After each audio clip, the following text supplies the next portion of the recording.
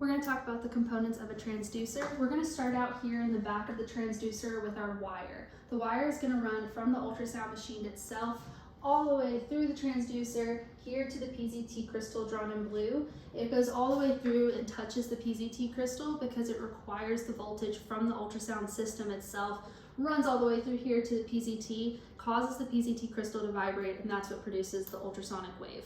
The case goes all the way around the exterior of the tube. It's going to be in a cylindrical form. It has two main functions. It's going to protect the inside of the transducer, protect all of the components. It's also going to protect the patients from electrical shock.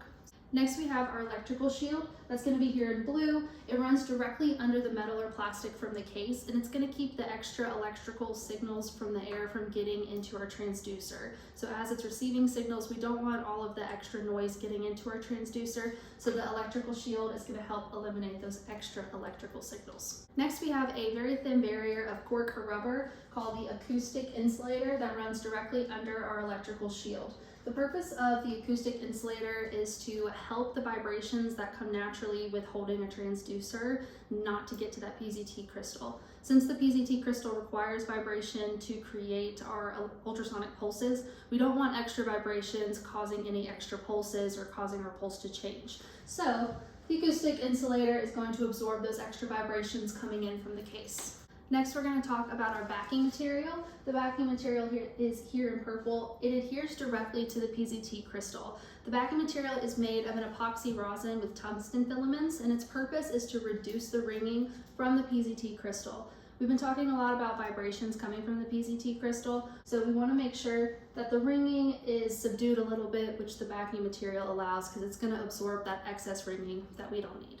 Next up, we have the PZT crystal, the active element, the star of the show. It is going to be here in blue. The sound beam created by our PZT is going to be related to the dimensions of it. So it's always going to be 1/2 wavelength thick. To close this out, we're going to have the matching layer at the base of the probe. It's represented here in green. The matching layer is going to be right in front of the PZT crystal. It protects it, but it also is going to increase the efficiency of sound energy transfer between the PZT crystal and the body. So it's going to get rid of all the extra reflections that are coming back towards the transducer that we don't need. So it helps create a very efficient sound beam for us as diagnostic sonographers.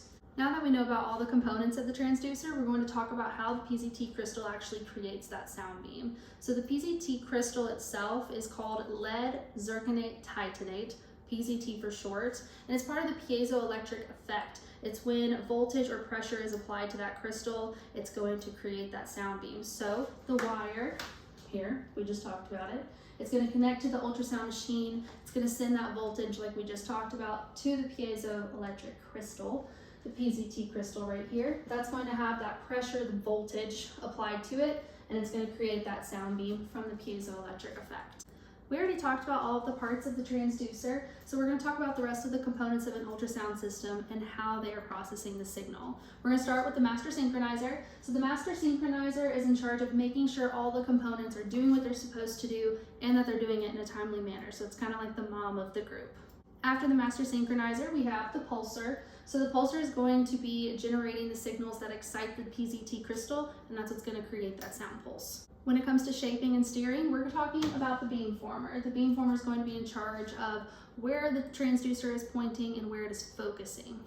Once the sound beam is exiting the transducer, we're going to have the transmit and receive switch. So whenever we are transmitting a signal, it's going to switch to transmit, and that way we are protecting the receiver from high voltages that could damage it.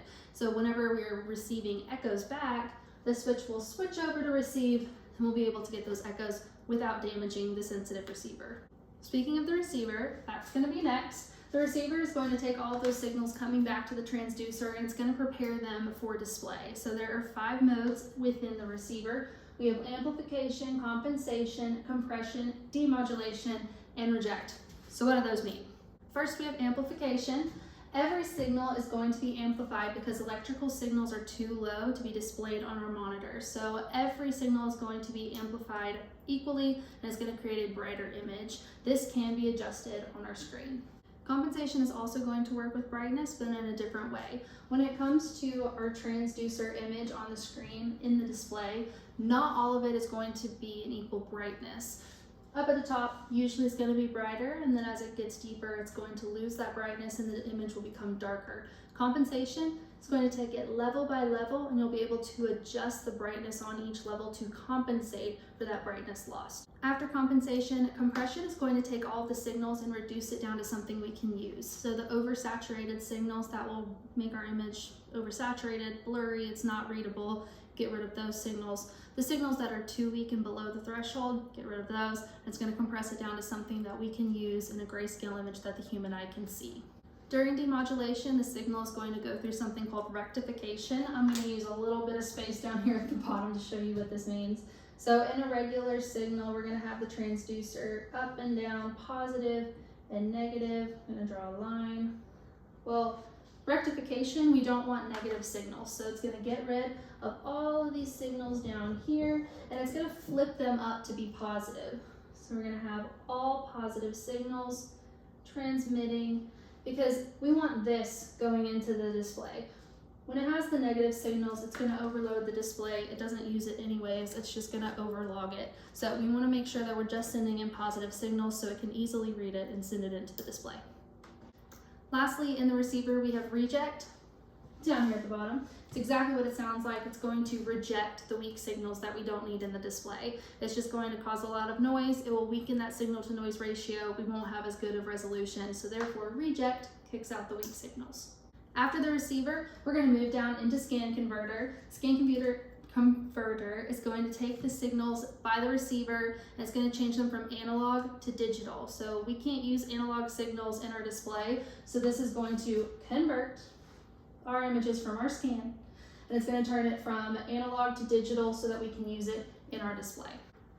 After our signal has gone through all of these steps, we get to the fun part, which is our display, where we are seeing our image that we have created. So on the display, I won't go too deep into the different kinds of displays just because of time constraint, but we do have higher contrast options, lower contrast options, bistable, grayscale.